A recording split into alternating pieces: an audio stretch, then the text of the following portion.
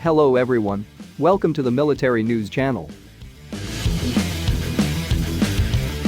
The U.S. Army says it wants to begin developing a replacement for the venerable Stinger short-range heat-seeking surface-to-air missile and actually begin testing at least one prototype design by the end of the 2023 fiscal year.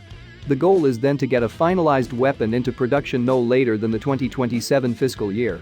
This comes as the service has determined its existing Stinger to be increasingly obsolete and as its stockpile of these weapons is shrinking, in part due to transfers to the Ukrainian military to support their ongoing operations against Russian forces.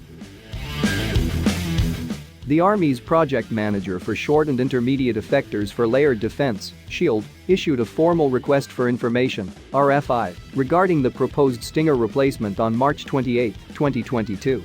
The replacement effort is officially known as Maneuver Short-Range Air Defense, M-SHORAD, Increment 3. M-SHORAD Increment 1 is a mobile short-range air defense system based on the 8x8 Stryker-wheeled armored vehicle that is armed with Stinger, as well as millimeter-wave radar-guided longbow Hellfire missiles and a 30mm automatic cannon.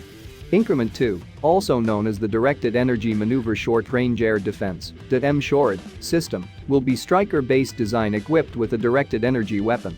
The Army is already evaluating on design equipped with a 50 kilowatt class laser, but the service could still potentially consider alternatives, such as one proposed type with a high-power microwave weapon. According to the March contracting announcement, Increment 3 is simply focused on the development of a new missile to replace Stinger, rather than a new complete vehicle.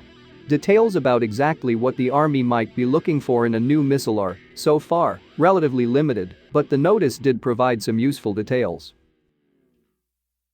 The system must be capable of defeating rotary wing (RW) aircraft, Group 2 to 3 unmanned aircraft systems (UAS), and fixed wing (FW) ground attack aircraft with capabilities equal to or greater than the current Stinger missile, with proximity fuse capability, it said.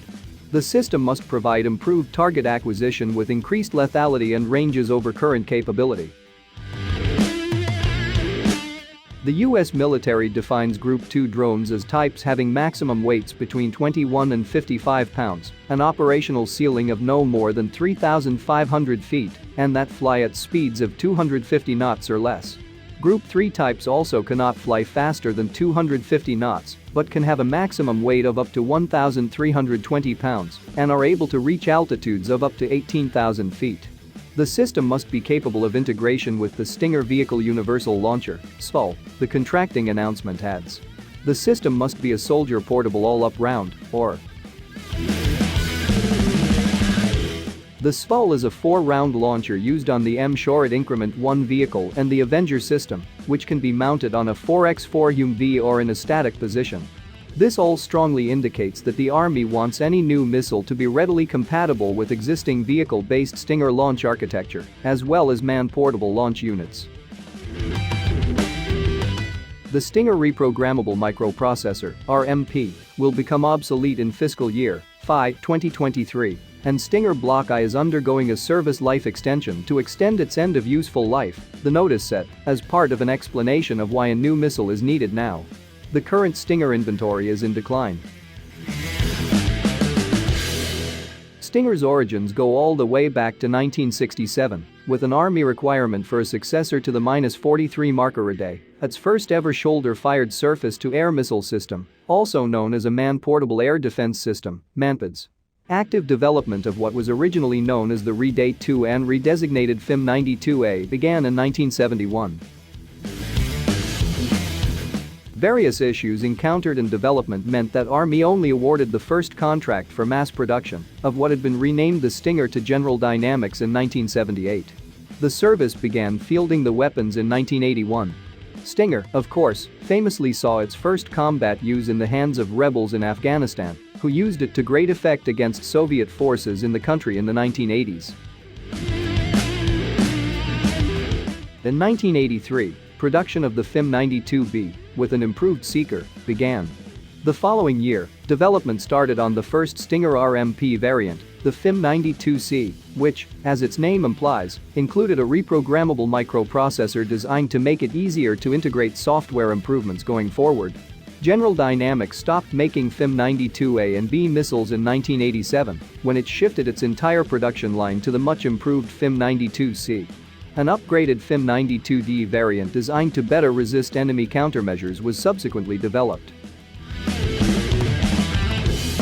In 1992, General Dynamics received a contract to develop an improved RMP variant, known as the RMP Block I, or FIM-92E. Shortly thereafter, General Dynamics sold its missile division to the Hughes Company, which then finished work on the new Stinger version. The Army received its first FIM-92E missiles, which featured improved seekers and updated software that reportedly gave them improved capabilities against targets with smaller infrared signatures, in 1995. The FIM-92F was a further upgrade of the FIM-92E missile, while the FIM-92G was an updated FIM-92D type. The Army ultimately brought a number of FIM-92DS up to the full Block I standard, redesignating them as FIM-92HS. Since around 2014, the Army has been working to put RMP Block I missiles through a service life extension program that also includes a number of upgrades, notably the addition of a proximity fuse that improves the weapon's capabilities against smaller targets, such as drones. This work was largely driven by changes in various threat assessments prompted by Russia's seizure of the Crimean Peninsula from Ukraine and its subsequent support for separatists in the eastern Donbas region, events that presaged the current conflict there. These upgraded missiles are known as FIM-92JS. There is also a sub-variant of that missile, known as the FIM-92K, which is designed for use in vehicle-mounted launch systems and that uses a built-in data link to at least receive initial targeting information from the launch platform rather than rely on its own seeker. This concept is widely known as lock-on after launch, LOL. Between 1996 and 2002, the Army had funded the development of a more significantly upgraded RMP Block II missile with an expanded operating envelope of up to 26,000 feet, among other improvements. However, the program suffered significant delays, and when it was finally cancelled, production of the missiles was already 5 years behind schedule.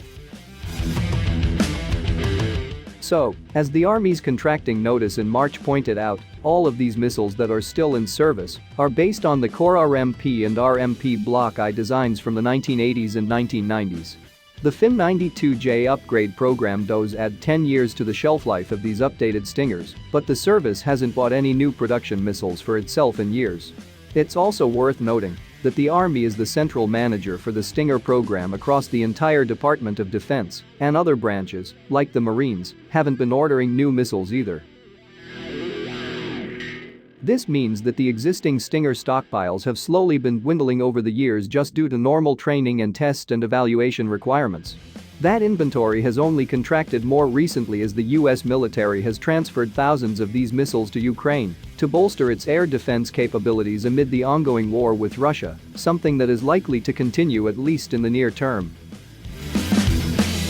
Sending Stingers, as well as other weapons, to Ukraine has prompted broader discussions about how much effort it might take to replenish these transferred stocks or surge production in general for any other reason, as you can read more in this recent War Zone piece.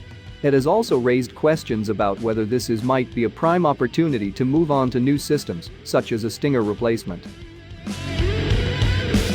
There is nothing preventing the United States from helping our friends in Ukraine with Stingers and Javelins, Donald Norcross, a Democratic representative from New Jersey and the chairman of the House Armed Services Committee's Air and Land Subcommittee, recently told Defense News. What I also want to bring into the conversation is many of those weapons that we're talking about are of a design of decades ago. Is it the best use to re-engage those lines or to upgrade? The Army seems to be of the view that now is the time for a Stinger replacement.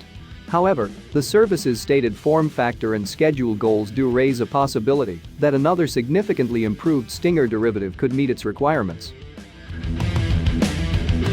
Advances in the past decade in miniaturized multi-mode seeker systems, warhead technology, and high-grain rocket propellant could potentially combine to form a missile that has a significantly expanded engagement envelope against a broader set of targets than existing Stingers, but in a package with exactly the same dimensions.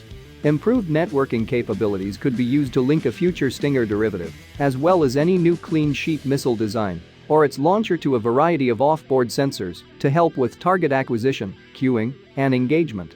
A design with a multi-mode seeker combined with a data link, even an optional one, capable of feeding in additional targeting information, could not only be more accurate and flexible, but also more resistant to enemy countermeasures.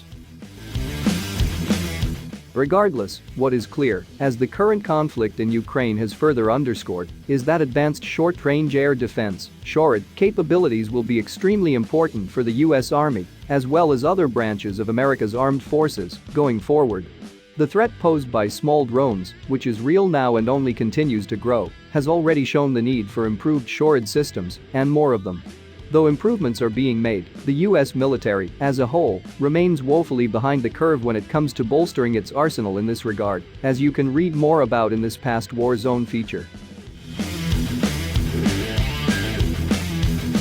All told, it will be very interesting to see how this Stinger replacement effort evolves, especially with the Army hoping to have begun actually testing a prototype design before the end of next year.